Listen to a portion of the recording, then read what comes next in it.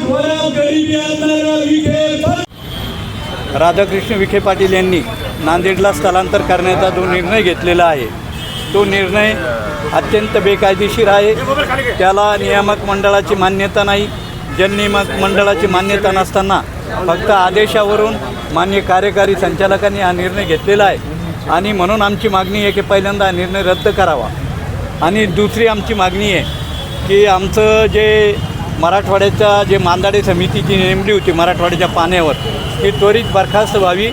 आम्ही 48.59 म्हणजे 65% वर नसल्यावर या मराठवाड्यामध्ये वरून पाणी सोडण्याचा कायदा आहे समन्यायी पाणी पद्धतीनं, परंतु तो कायदा अंमलात न आणता हे नगर आणि नाशिकचे लोक आमच्या विरोधामध्ये आमचे विखे पाटील आणि हे सारे पश्चिम महाराष्ट्रातले छगन भुजबळसहित सारे लोक आमच्या विरोधात ती कोलेबाई हे सर्व पिटिशन दाखल करतात त्यांच्या कारखान्याच्या वतीनं.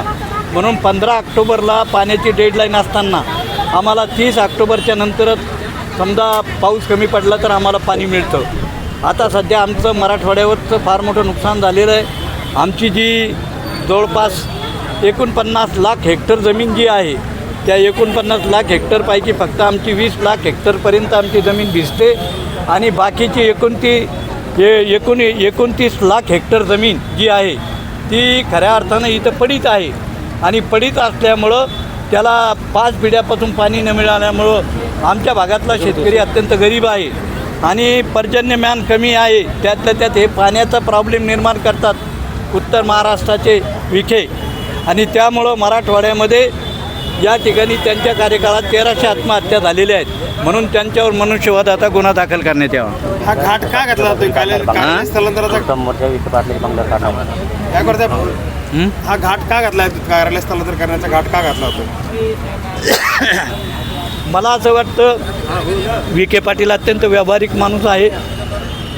त्याला या गोदावरी मराठवाडा पाटबंधारे विकास महामंडळाच्या जेवढ्या जमिनी आहे जेवढ्या बिल्डिंग आहे त्या साऱ्या बिल्डरला द्यायच्या आहेत आणि म्हणून त्यांनी हे सारं काम कारस्थान केलेलं आहे.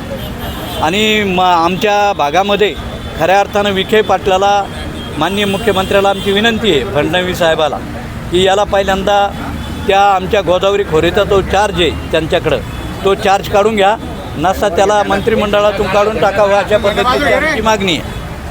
दादा, पश्चिम महाराष्ट्राचे नेते जसे एकत्र येतात तसे मराठवाड्याचे नेते पाण्याच्या प्रश्नावर एकत्र का येत नाहीत? एकतर मराठवाड्यामध्ये आता आम्ही सर्व एकत्र येण्याची प्रक्रिया सुरू झालेली आहे. आता थोड्याच वेळात डॉक्टर कल्याण काळे साहेब येत आहेत खासदार आणि अंबादास दानवे हे स्थानिक स्वराज्य संस्थेच्या निवडणुकीच्या निमित्तानं त्यांचा दौरा आहे धाराशिवला, त्यामुळं ते येऊ शकले नाही. ते म्हणत सकाळी 9ला मोर्चा काढा पण 9ला लोक येत नाही आणि म्हणून आमचं जे आहे ते आम्ही साऱ्या मराठवाड्यातल्या लोकांना एकत्रित करणार आहोत. आमच्या इकडचे जे आमदार आहेत शिवसेना भारतीय जनता पार्टीचे म्हणजे शिंदे गटाचे त्या आमदारापैकी आपला मंत्री आमचा संजय शिरसाट आहे पण त्याला पाण्याचं काहीच कळत नाही आणि त्यामुळं आणि तो त्याला विखेला जबाबही विचारू शकत नाही एवढी शक्ती यांच्याकडं नसल्यामुळं हे मराठवाड्यातले मंत्री आणि आमदार त्यांना घाबरतात. प्रत्येकाला काहीतरी आपलं स्वतःचं काम करून घ्यायचं आहे म्हणून मराठवाड्यातल्या शेतकऱ्याच्या आत्महत्या वाढतात, बेरोजगारी वाढते.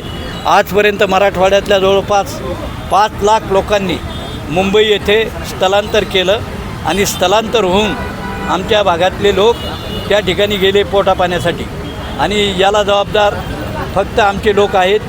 72 आमची परवड चालू आहे म्हणून आमची मागणी आहे की विखे पाटील आणि उत्तर महाराष्ट्रापासून मराठवाड्याला फार मोठा धोका आहे आणि आमचं जे त्यांनी पाणी पळवलं 50 TMC त्याच्यामुळं त्या 50 TMC पाण्याऐवजी आम्हाला समन्यायी पाणी वाटपाचा कायदा आला, परंतु आमचं 81 असताना त्यांचं 196 TMC पाण्याऐवजी 157 भरलं, परंतु मराठवाड्याच्या पाण्याचा वाटा न ठरल्यामुळे मराठवाड्याला आतापर्यंत न्याय मिळाला नाही. धन्यवाद.